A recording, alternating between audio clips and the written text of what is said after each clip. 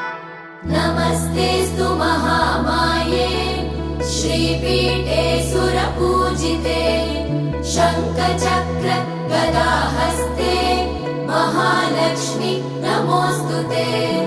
नमस्ते गरुडारूढे कोलासुरभयङ्करी सर्वपाप हरे देवी महालक्ष्मी नमोऽस्तुते। महादेव्यै च विद्महे विष्णुपत्नी च धीमहि तन्नो लक्ष्मी प्रचोदयात्।